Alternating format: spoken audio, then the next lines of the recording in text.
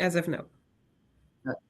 Good afternoon, everybody. Thank you for joining us today in this webinar of Level Up Leadership in collaboration with Universidad de los Andes Executive Education. Today's topic will be Why Change Fails, Building High Trust Organizations in Times of Transformation. And with us, we have Professor Paula Rosso, who is leading also the boot camp of culture change at the University of Andes for us. Today, we're going to to introduce Paula, she has a doctoral candidate in management at Tulane University, has a master's degree in organizational coaching from the University of Sydney in Australia, also a bachelor's degree in business administration with a focus on psychology from the Universidad de los Andes, and she is an experienced consultant, educator, and researcher specializing in organizational development, talent management, and organizational change.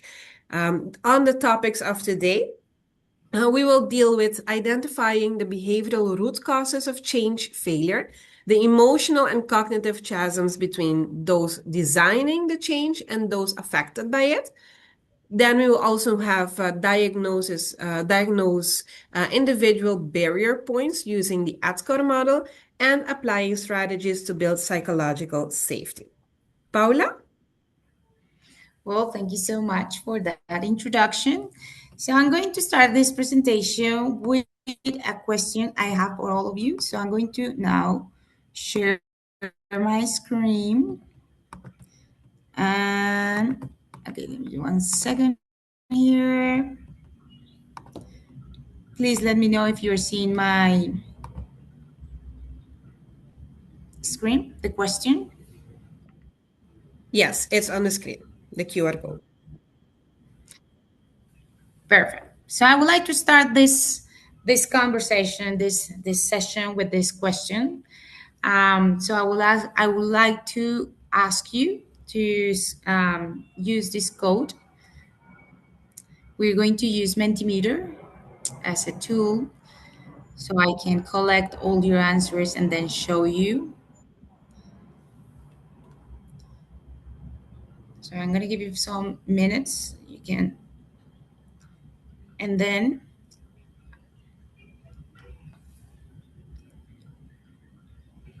I'm going to change my screen now. Let me 1 second here.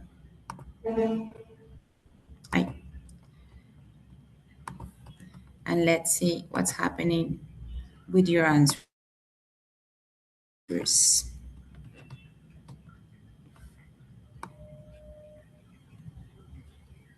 I have 1 of 5.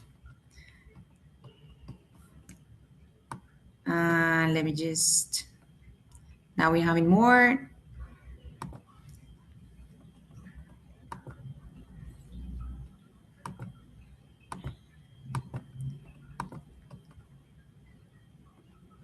Okay, here we are. Can you see?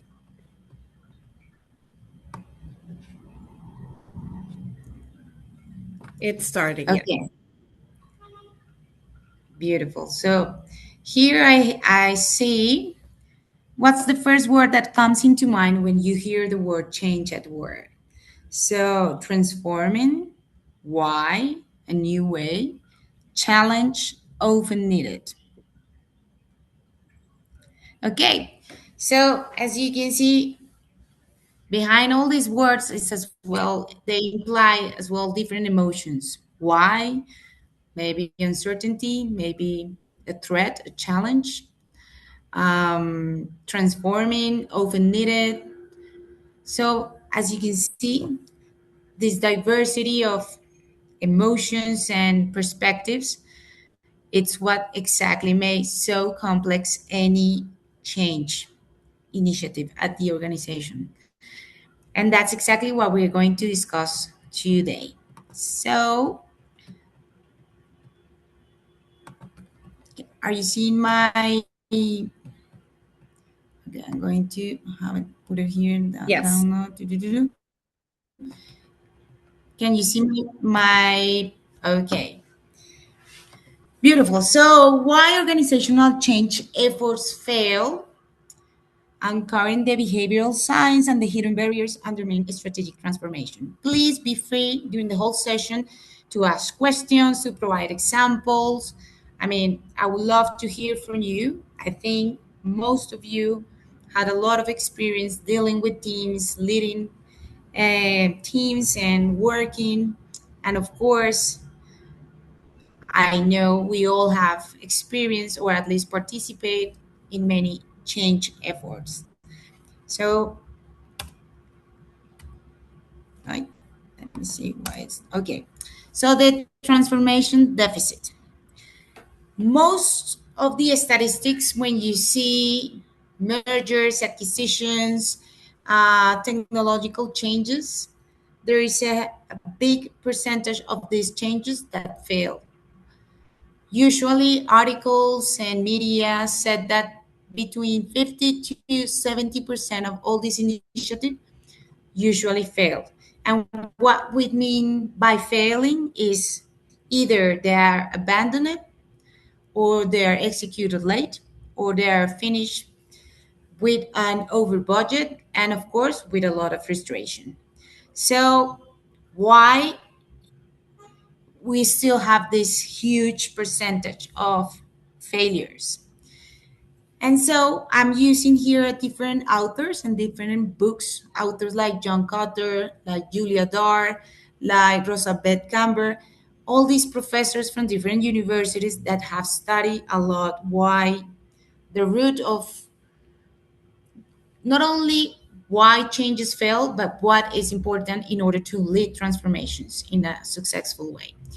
So basically, um, now as we were talking early with Chris, now change is not an option. Like it's not something that we can decide to postpone, but rather we really need to develop this competence, this resilience, this capacity to learn and relearn things because things are changing very fast. No? So many of the executives launch a lot of strategic initiatives to keep up with all this faster moving world.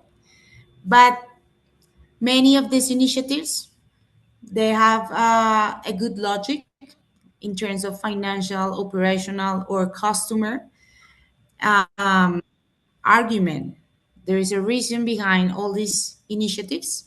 The logic is not flawed, but what really happens is that the human, the people executing those changes or being affected by those changes, um, they go in a different pace or a different perspective.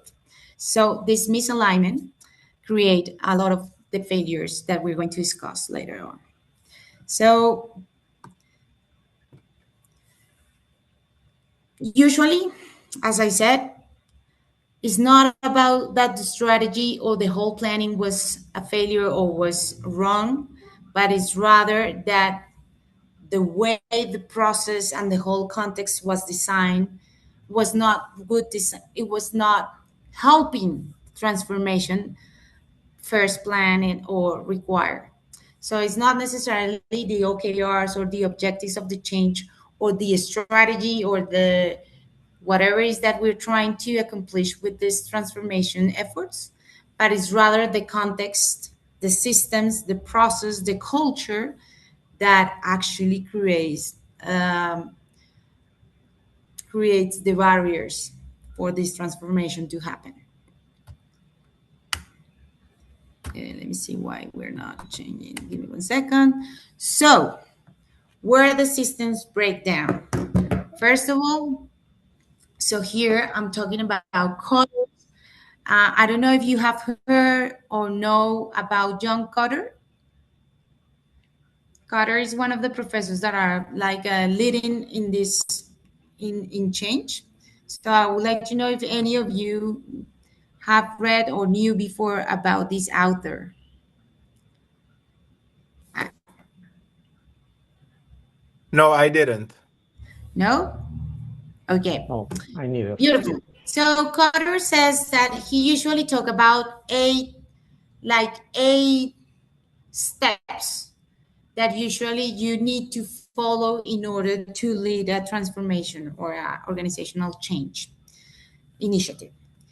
But these eight steps are usually as well the eight errors that change agents or leaders or executives fail to take into account or to consider, and that's where the system breaks down. So the first one's low urgency. So if people really don't understand why they need to change, they won't change. So usually when something happens like COVID-19, it was an external force and everyone needed to change because there was no other option. We couldn't go out, we couldn't go to the office, so we need to quickly change the way we work. And then we start working virtual, remote, but there was an urgency. There was a sense of high urgency because that was COVID. But when there is no urgency, people are not really interested in changing. So you really need to create this sense of urgency in order to influence people, to move people. If people are in a comfort zone where they see, well, things are working well, we are getting our targets, we're getting our, I don't know, we are doing well enough and we are successful, so why we need to change? Those efforts are more difficult because it's not clear the reason why they need to change. Another factor that John Cotter said that is very important in order to succeed in change is to have a strong coalition, to have leaders and employees and ambassadors of this change, people who really think and understand and promote whatever is the initiative of change. But if you happen to have leaders in your coalition that disagree or believe that it's not important or it's not necessary that change, then you're going to have a big issue because leaders are usually the first role models that people see. If you want to change a new technology, so leaders are the ones who are supposed, I mean, are the first ones using these new technologies, modeling these new behaviors, modeling these new approaches to selling or to using technology. So a weak coalition could be very important to understand when you're going to start a change initiative. Who are the people who really understands, believe, and wants to be part and to lead this transformation? And identify them, those actors, very important. Unclear vision. Usually, when you need a change to happen, a big transformation, storytelling is very important. So having clear why we're moving, where are we going, and what is that state once we get there. So how it looks like, how you feel like, how will you experience this new company, this new model, this new technology, how it looks when it's already implemented. So having an unclear vision, usually organizations have multiple objectives, multiple goals, and everyone is striving to accomplish these multiple goals. But if there is no like a single story, a single vision of where are we going and why it is important to be there and how it feels and look to be there, once we get there, people are going to be a little bit lost in all these changes and priorities, right? Poor communication usually is one of the biggest issues in transformation initiatives. Like poor communication uh, can actually derail quickly any effort. We need to understand that the perspective, the lenses each one use to understand change will vary depending on where you are and how this change will affect you. No? So if it's implementing a new technology and suddenly your process, your profile, your job description, whatever is that your responsibilities suddenly will change, then probably that person will feel a little bit uncertain, and a little bit maybe fear or frustration. So it's not like one change will affect them the same way. So we need to understand the impact of any initiative will have in different stakeholders. And the communication strategy will vary according to this analysis that we do, understanding what are the losses, what are the gains, what could be these perceptions, so we can tailor our messages and we can influence different stakeholders according to where they are in this big map that we are that we need to do previous to start and during the change process.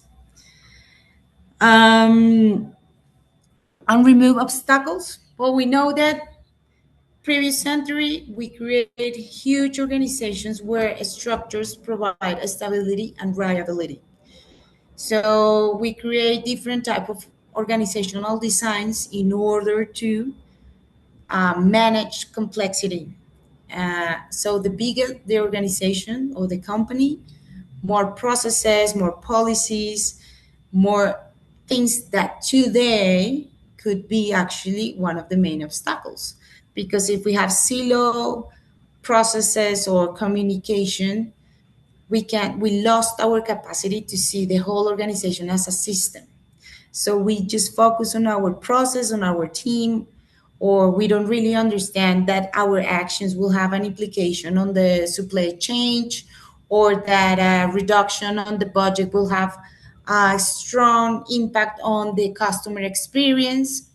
So these structures that were built a century ago in order to help us manage complexity and to provide us with a stability, with reliability, no, knowing today it's very hard to innovate and to respond quickly to all these changes in the context that are happening.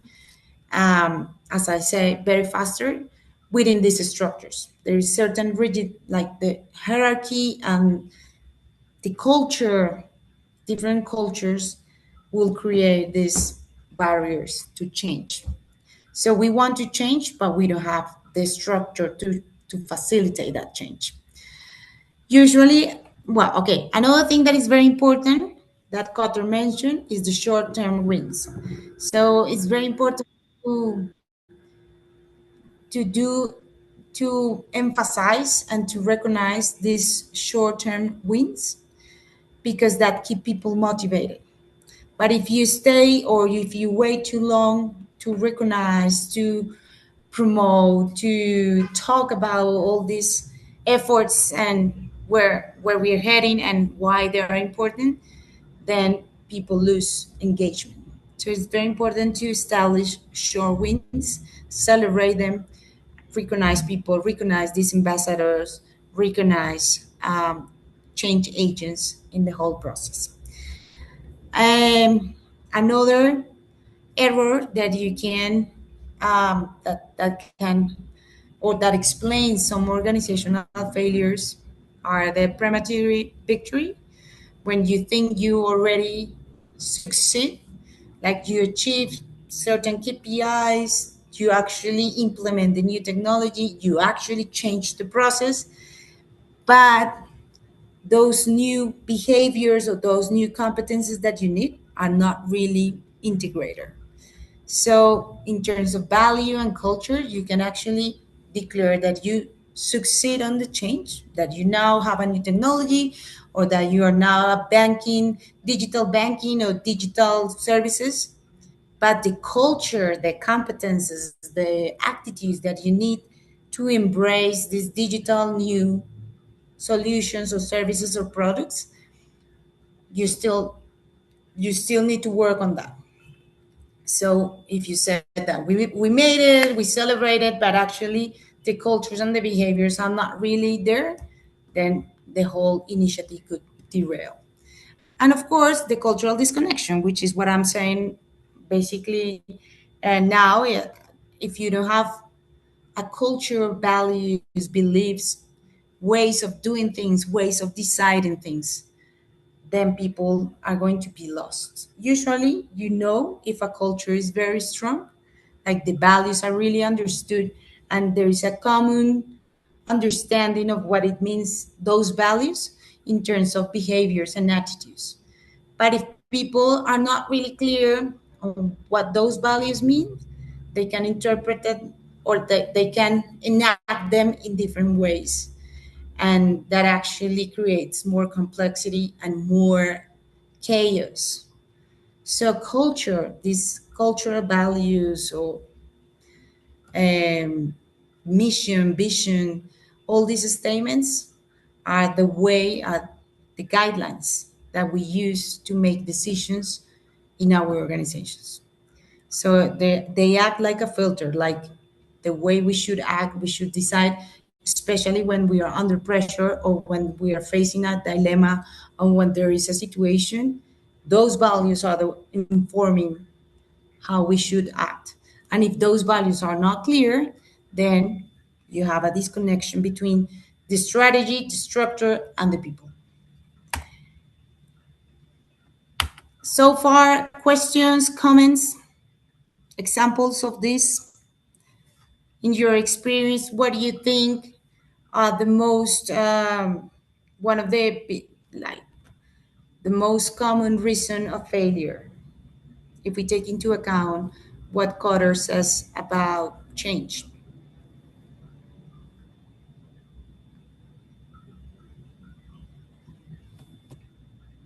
Someone? For me, it's Bienvenido. very clear. Do you think, what do you think in your organization or in your experience could be of these eight major reason of failure, or a common error that we have when we are leading changes? When I was hearing you a few seconds ago, I thought about number 5 and number 8. And I think Mm-hmm. I was the one who said the why in the when you asked the first question. And I Uh-huh. think it's very important to let the people in your organization also know why it's important for the changes, because nowadays we think the world is going fast, the world is evolving, but we are not preparing our teams to get ready for the changes that the organization needs. And there's a lot of also I think the staff of the management is not going with the technology and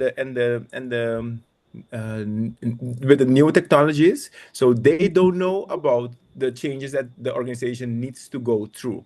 And people coming with new ideas, new generations, then you have the conflict. So I think within our organization, number 5 is one of the main obstacles. And 8 also, we have to recognize and know what type of culture we have and what are we dealing with in this new era. And I think having a very big culture in an organization, but few are in the decision taking level, it is very conflicted. Yeah, absolutely. I think that's why leadership programs are very important. Leaders are the one in charge of mobilizing, influencing, and using different strategies, power strategies, to expose the mission and the purpose of changing. And as I said, they are the first people to look at when we are in the process of changing. So if leaders do not enact those values or those behaviors that are important to be in the next stage where we want to be, because usually when we change is because there is something that we want to achieve or that we want to improve. So they are the ones that really enact the reasons and the behaviors. So it's very important to understand, and this is here the weak coalition. And as we were talking previously, the understanding of these culture values that facilitate or enable change. And usually that means that sometimes we need to rethink about our cultural values. Usually there is organizations, and I'm not saying to change the whole purpose and mission and values, but I've seen that some organizations keep their credo, like Johnson and Johnson. They have the same credo, like the same mission, for many many years. And there is actually cases about Johnson and Johnson when they face this scandal with some Tylenol tablets that uh, create some intoxication, and so they have to call back all the distribution of this. So the credo, it's just a good example on how these values were so clear that even in a situation such as having this scandal, this reputation damage, and all the cost implying in collecting back all these pills, that's how they use that credo to make those decisions. But it doesn't necessarily mean that your values will be the same during the whole cycle of the organization. So if you're moving to different services, to different segments, to if you're changing the way, there are profound changes, and there are some changes that are just related with processes or technology. But it's important to understand that those changes need some behaviors and values, and maybe every time we change or we have an initiative, we need to think if those values, those behaviors that we promote, are the ones we need to change. So the context here is like an analogy or parallel that I do with the planes during the whole World War II. A lot of these planes crashed, and it was not necessarily because pilots were bad pilots, but because the whole cockpit was badly designed. It was not designed for as human instinct, no. So they what they did was to redesign the whole control system, and that actually translated in a huge decline of crashes. So that's exactly the analogy or the parallel that we would like to do in terms of leadership. Success leaders are not the ones that push their way through resistance, but rather the ones that create the environment and the context and redesign the whole process, the controls, so change can happen, right? Let me see. So, as I said, one of the main reasons that organizations fail in their transformation efforts is communication. And that has to be as well with um, this emotional chasm between those who design change and those who receive it. So, usually, executives, the senders of the messages, are super energized, inspired, confident. They are the ones sitting in the decision committees. They are the one that envision this new future. They are the ones doing the strategy, understanding the context, the restrictions, the opportunity, the challenges.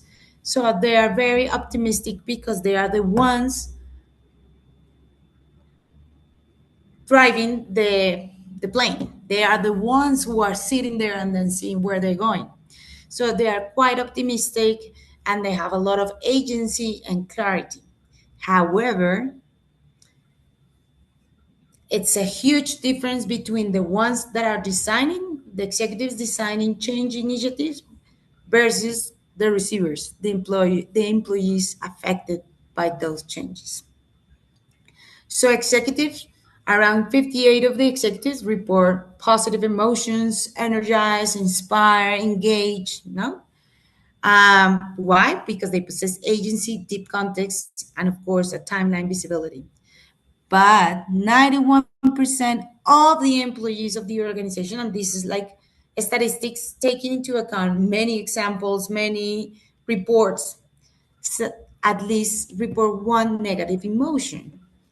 When we were doing the exercise, some of them say why, often needed, um, but usually as we face change, we as well deal with uncertainty, and uncertainty is, of course, something that activates our limbic system, the fight or fly response.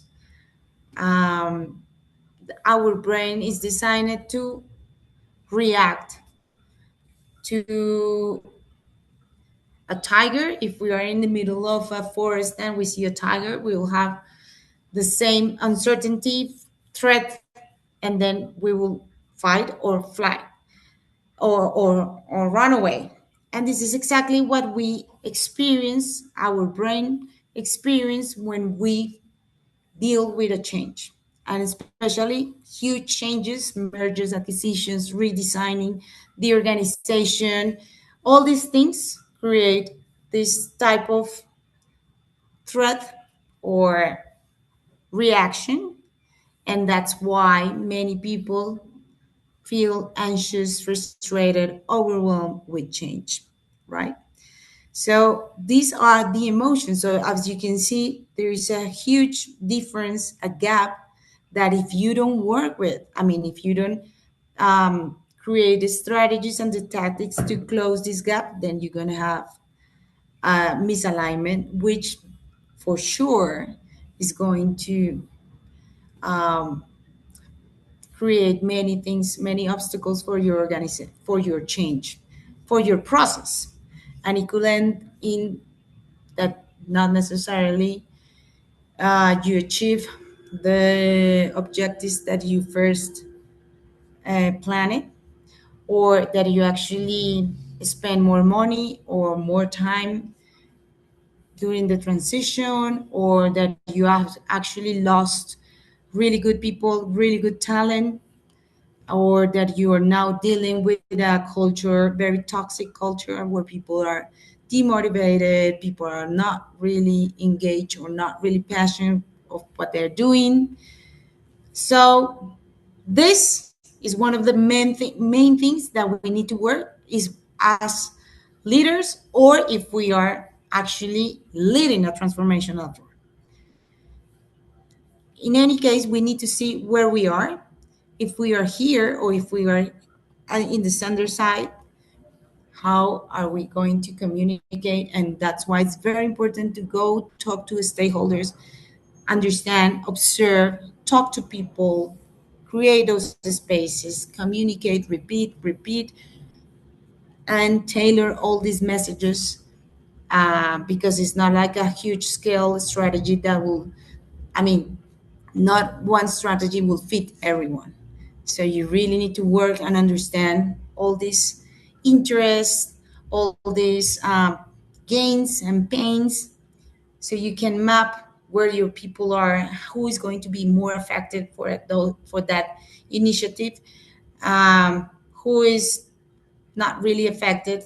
And in that order, you create all these communication strategies, and you create all these different initiatives, like, I don't know, events or development programs, training programs, not for everyone, but for the ones that you think you need to, in order to mobilize and to upskill or reskill the people.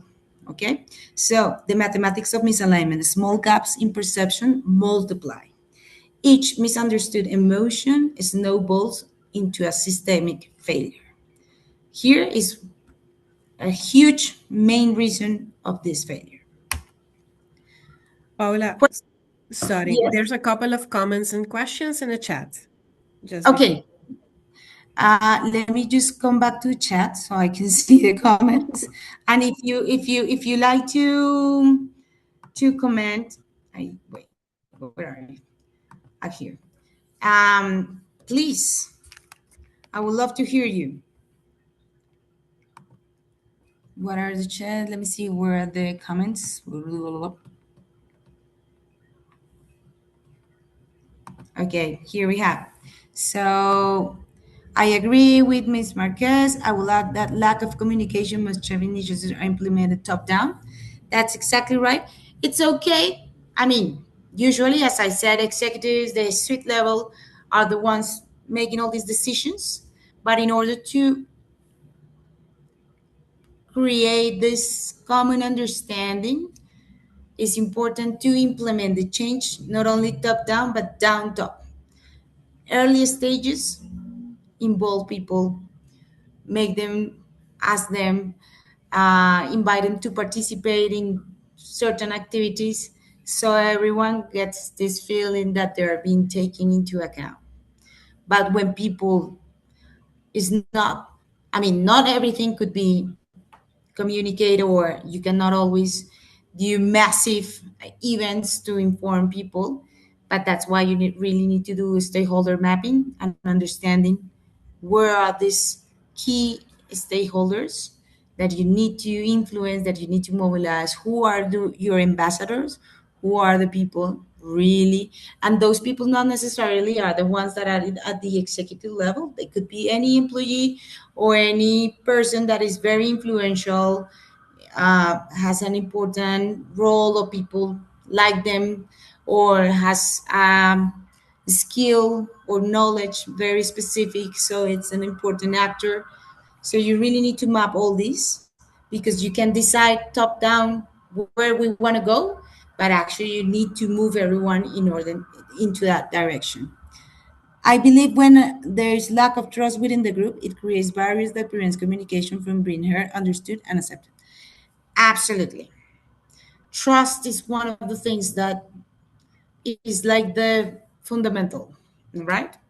If we distrust, or if we think that they are cheating or they're liars, oh no, no, no, don't worry, nothing of this is going to affect you, and 3 months later there's a huge layoff, that creates an environment where people feel betrayed. And when people feel betrayed, well, they are not going to work with the same love and passion, and it could actually derail the whole purpose of the organization. That could be not only a failure of the initiative of transformation, but an organizational failure that could be actually take out of the game that organization. So that's why it's very, very important to create all these different activities, strategies, communication, events, training, coaching, all these into a plan. So you make sure you facilitate and you go with the flow. Change is an ongoing process. There is not like a final end. Usually, once you achieve whatever it is that you have planned, then you need to anchor those behaviors. So it's an ongoing process. It's like a never-ending process. So it's very important to create this environment of psychological safety where people can ask, where people can make questions, simple questions. If they make mistakes, there is not a huge judgment, but rather a learning environment where people can ask, can coach, can talk, and not necessarily feel threatened with these new ways of doing things. So I'm coming back to my presentation. Can you see it? Yes. Okay. So why the gut instinct fails in change leaders? So here I'm going to talk about some cognitive bias that affect the way we communicate things, destroy all this communication, which, as I said before, just previously, is very important. So the false consensus effect. Everyone is excited and motivated about the strategy, as I am. Well, leaders could take risky shortcuts and skip vital communication phases. So that's the consequence. So the if you are in a position where you understand and you actually very excited, you are very excited about that change, that not necessarily imply that everyone is in the same page that you are. So you need to be aware that excitement, understanding is not the same for everyone. So creating all these massive, um, I don't know, events or communication, believing that everyone is on board is a mistake, right? Social projection. My team feels the exact way I feel about this pivot. And it could be in a positive or in a negative way. Because if you have a leader, a manager, that in the petit comité says, yes, I agree, that's really nice, but when it comes back to the team, it says, nah, for me, please continue doing as we all usually do it because I think this is not important or I disagree with this change. Then you have a massive problem because maybe that leader is not only affecting the credibility of the whole initiative of the whole project, but it also believe that his team or her team feels the same way about that project. It could be that it's very exciting and that person is very committed, or it could be the opposite. But that social projection, that believing that my team and my colleagues feel the same as I do, is a huge mistake. The rosy retrospection, no? That is when we think every time we recall a transformation initiative that we lead or that we were part of, we usually tend to think that it was not that hard. Oh yeah, it was difficult, but we managed. We went through, but it was not really that hard. So like the past was good enough. So they underestimate the real pains that they feel that they deal with during those change initiatives, and those are learning experiences and insights that you can bring back to any other project, to any other change initiative. So thinking about the past, like it was not that hard and we managed and we actually achieved that, could be a risk. So it's important to understand what it took, even for us as individuals, if we want to change our diet because we want to get more healthy, or if we want to change our habits as doing exercise, doing more exercise, that is not something that happens from one day to another. And we need to recognize what are the efforts, the obstacles, the implications. If we manage to change an habit in our life, a habit in our life, then we can recall where were the main obstacles and bring these insights to any other effort of changing that you have. The fundamental attribution error is the last one. Um, as I said, like the example of the plane, many of the failures are attributed to the people. Oh, they're lazy, they're resistant, they don't want to change, they don't understand. But it's not about the person, as it was not about the pilot during the Second World War. It was about the process, the system, the structure. It was not about something about the character of the person or the personality of the person, but it was more the structure and the systems that block any initiative. So there is the fundamental attribution error is that tendency leaders have to blame employees' character and attitude rather than thinking about the system and how to remove those blockers. So those any questions or comments on these biases? No? Okay. Please feel free of I think Tammy had a question, or you raised your hand. Well, yeah, I did yeah. raise my hand. I was going to make a statement on kind of in this area where I've been approaching people doing. with a different way of creating customer experience. And the what I'm getting feedback on is we've done it before. It doesn't work. We don't need to do it again. But I have a totally different approach, and they're just not accepting it yet because they're going back on what didn't work. Absolutely. Remember that humans, for us, because our brain and we are designing that way, um, we first react to things that are negative or that represent a threat for us. And that's something that credibility, you lose a lot of credibility and lose all, like, yeah, credibility is the word, when you previously try different efforts, that you have done a lot of initiatives, but they not necessarily went or have an end. But it was more rather than trying different things, but not necessarily seeing any result. I'm not saying that's your case, but what I'm saying is that usually when people experience different changes, but they don't see a final result, or they see that is another attempt, but not necessarily into a big structural change or more than an initiative of someone, but not necessarily backed by leaders or whatever, they will defend, they will be resistant. And building that trust, building this, that's where communication, storytelling, that's where inspiration, more the strategies is not about executing the change, but rather convincing the people, make them understand why it's important, this new way of thinking about customer experience.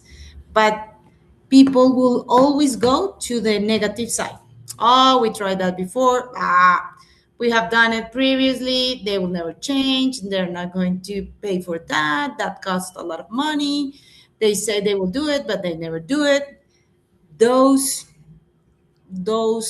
emotions and those attitudes require a lot of effort in terms of changing the mindset, creating an environment where people feel inspired, where people feel that they don't want to miss that opportunity. They want to be part of something big and nice, not because it's a command or a decision someone else, because then you're going to have a lot of resistance.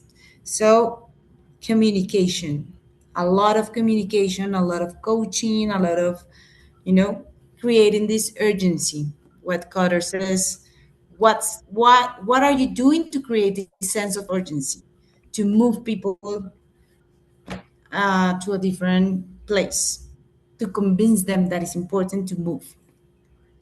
So this false alignment that we were talking about, because of biases, because of communication, because this gap between the ones who design change and the ones doing it or being impacted by change. This false alignment, of course, is creates paralysis. So constant debate over priorities, endless strategic reviews, people seeing that no one is really steering the ship. Like the CFO is saying something, then the CEO is saying another thing, then the HR is saying something else, and then so when you have this constant debate on what's the priority and what should be the first thing we need to move on and work on, that creates paralysis, and that creates a lot of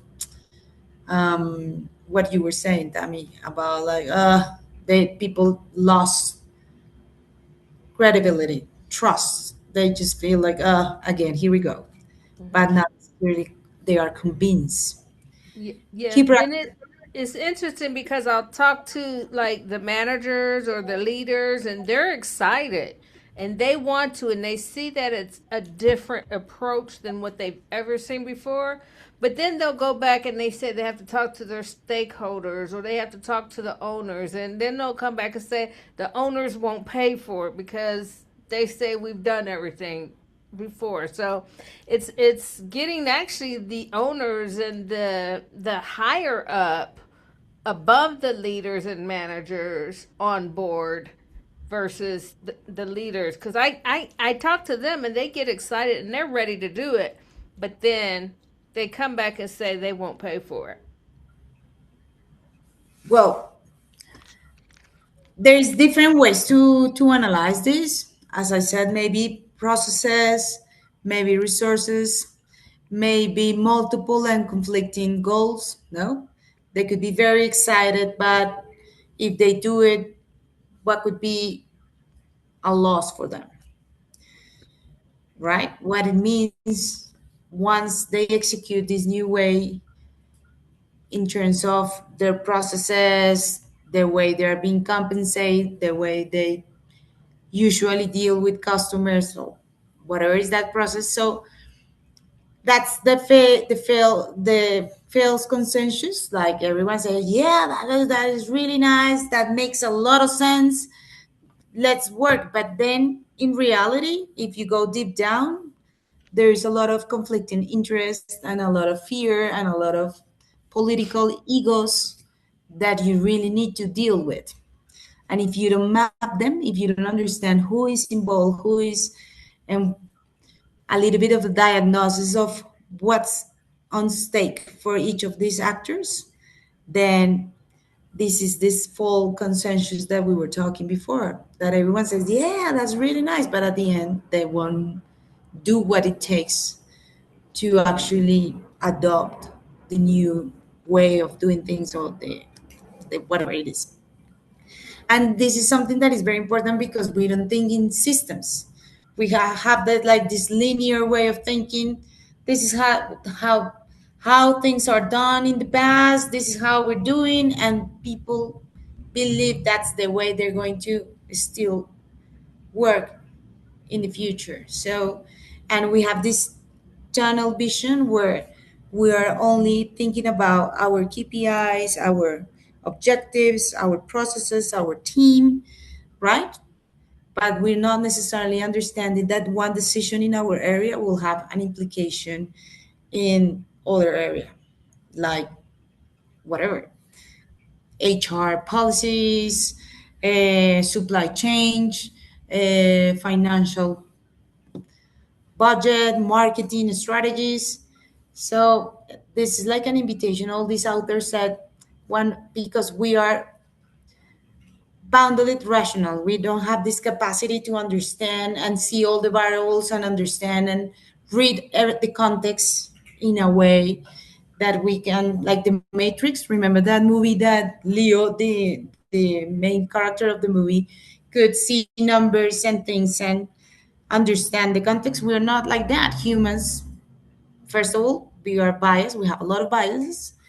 And second, that's why it's very important to really talk to the whole, to the system, no? Not only to my area, but my team, but understand the whole system and the implications of my actions and decisions on the system. And that requires time, effort, and that is not necessarily what the incentives are setting for. Usually incentives and compensation systems are set in a way to reinforce certain behaviors and certain um, goals. But if you want to change something, then those incentives, and I am not only talking about compensation, money, but I'm also on the way we recognize people, what rituals and what um,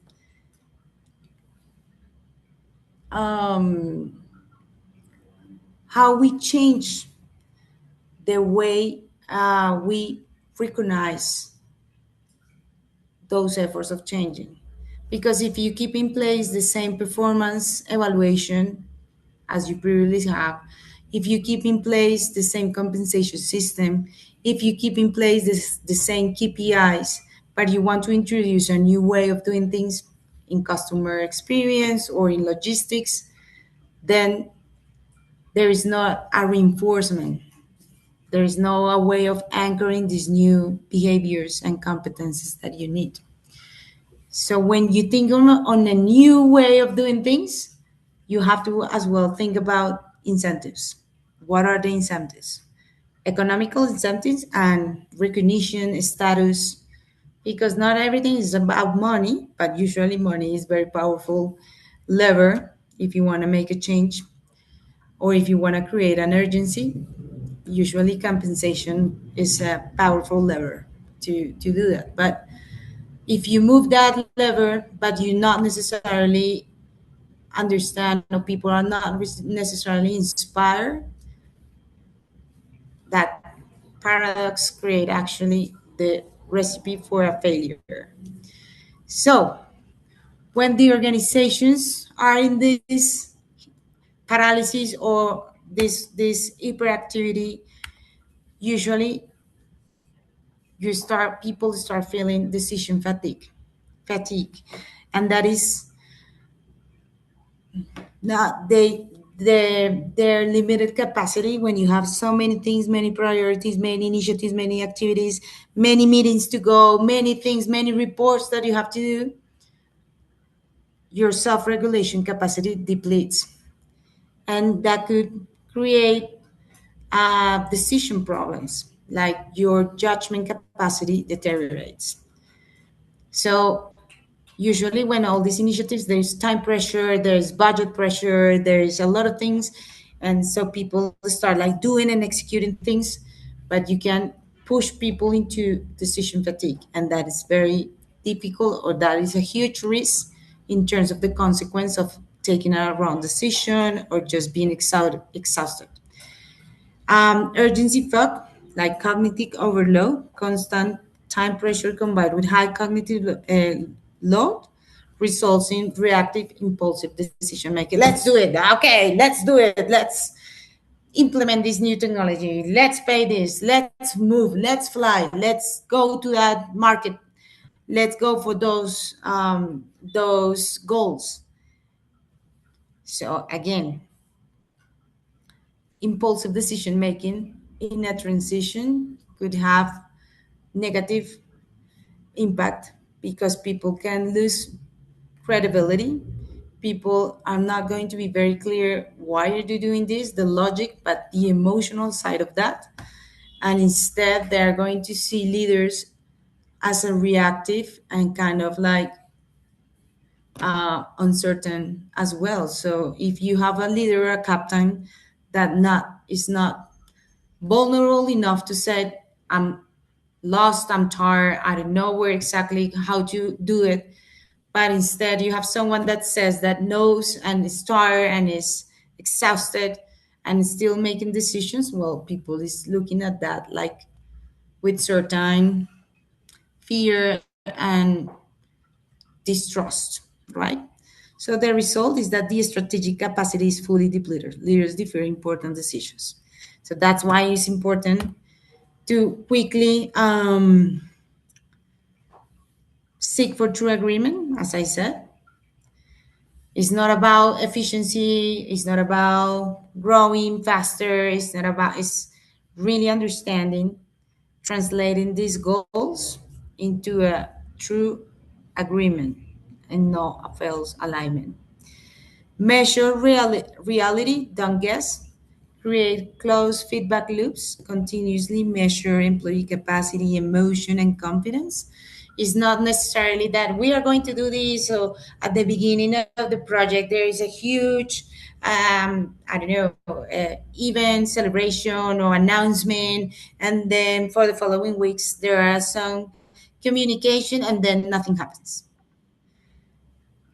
So usually when you're dealing with a process, as I said, it's an ongoing process. You need to feedback all the time, assessments, climate, organizational climate, satisfaction, commitment, assess your team, different teams, how they're feeling, the emotion of the team, talk to people. And finally, align the strategy with daily behaviors. And so that's what I was saying.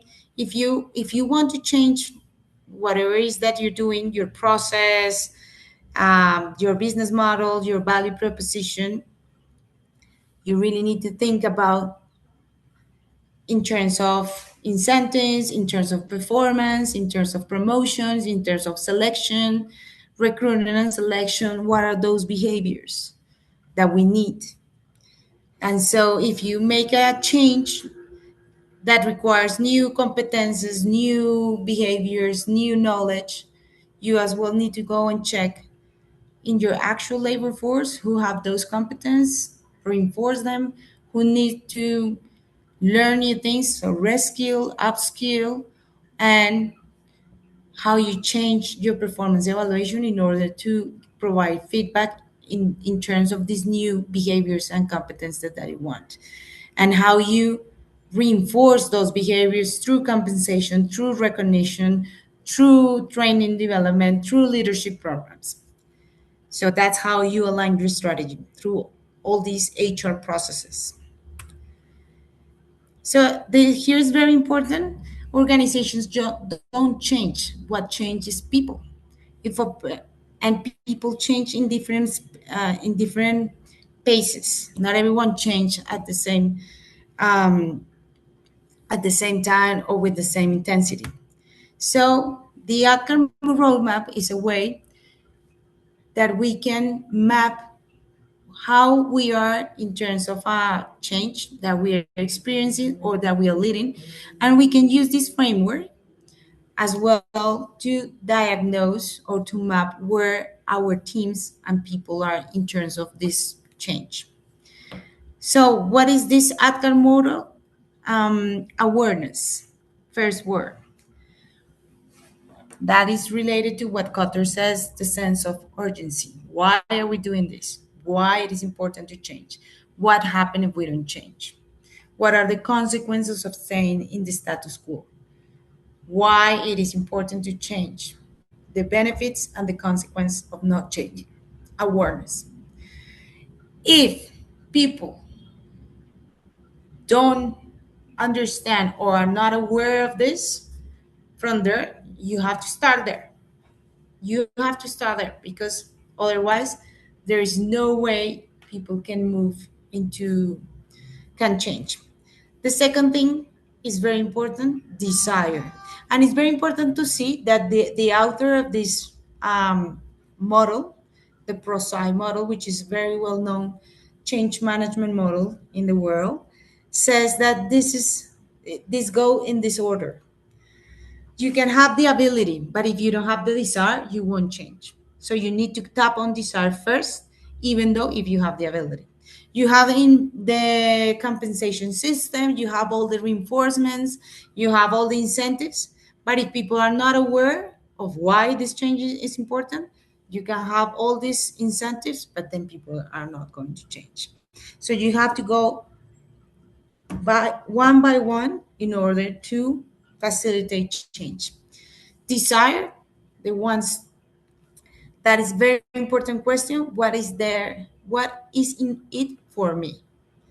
That question is very important, what I was saying, to map the stakeholders, to understand what are the pains, the gains, the benefits, and how this change will impact all of these stakeholders, because that's the way we can understand, we can explain what is in that change for that person. And we can inspire, we can influence, and we can create this desire to participate and to be part of that change.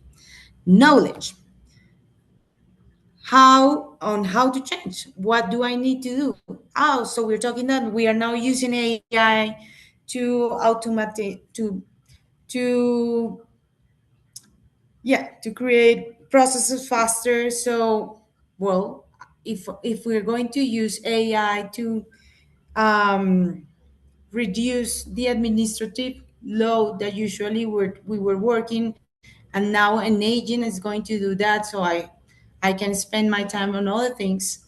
I need to know what is AI and what are those agents and how to use it. So I can have a class on AI, what are Claude, what's ChatGPT, and how we're using it. But then once I understand that there's different LLMs that I can use to automate, to digitalize many of this process, then I need the ability to do that. One thing is to know what is Claude, and another thing is how to use Claude to improve my work processes. And then you need the reinforcements, how you sustain change. How do we make it stick?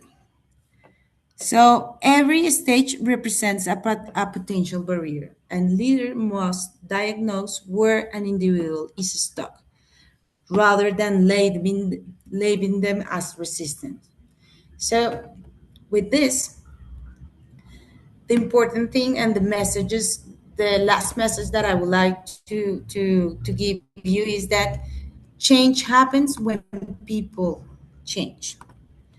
If people, if they don't feel part of it, if they're not inspired, if they don't have the desire, then you can have all the logic and all the rationality to explain why it is important, but then you're going to have a lot of people in different levels, very resistant or very, I don't know, emotions play a huge role in facilitating change. So it's not about data, it's not about a strategy, it's about how you help and deal with these emotions and these reactions, behavioral and emotional reactions, and you actually understand where people is.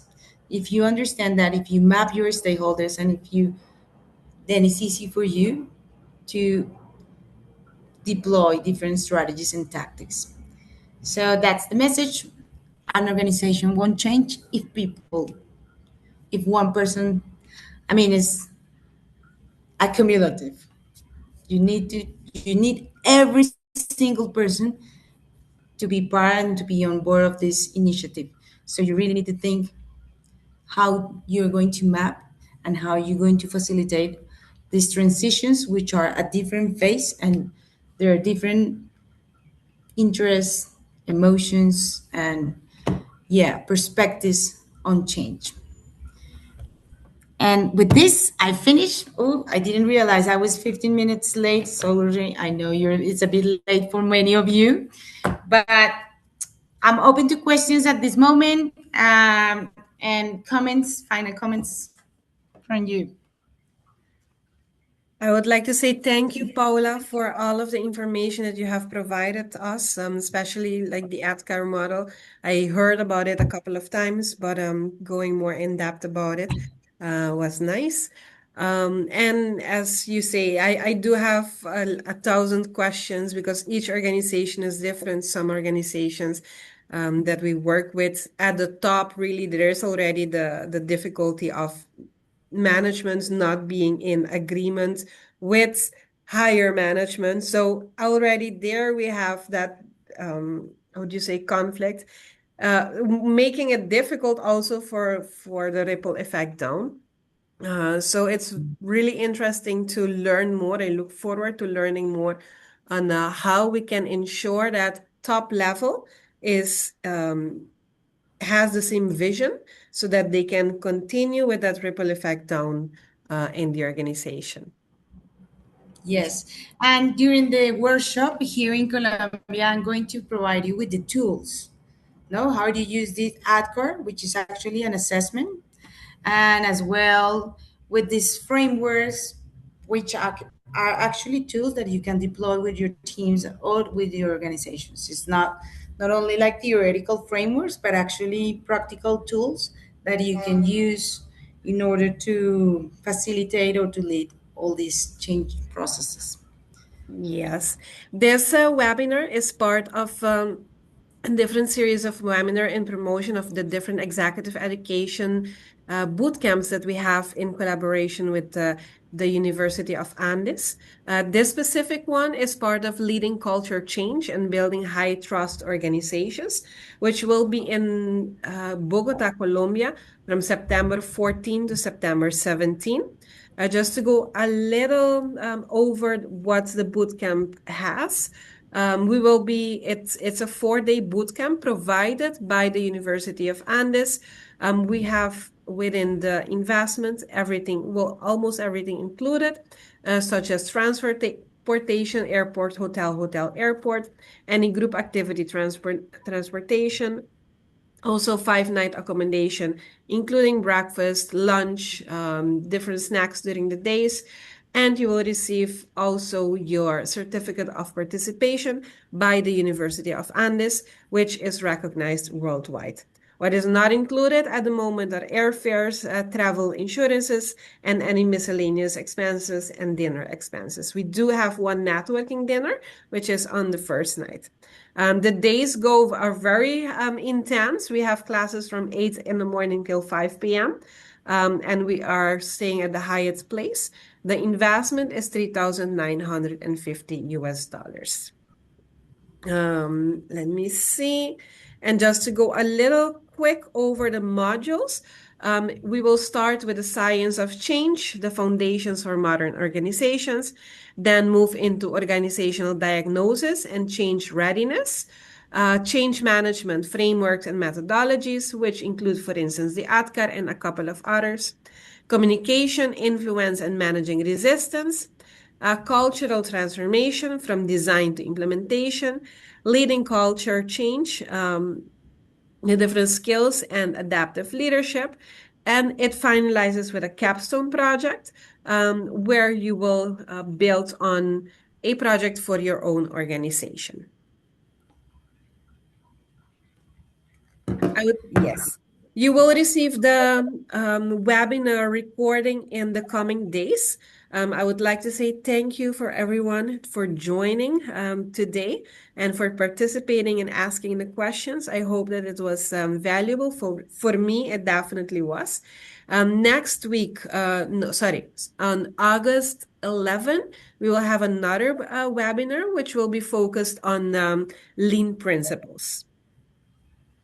We look forward to seeing you there, and you'll also receive an email to register on our website. Thank you, Paula, very, very much Thank once again you. for your time. No, thank you, everyone. And I really appreciate you stay till the end, even though I know it's been late. And I hope I see you here in Colombia. I would love to host this beautiful team in Colombia. Thank you. Well,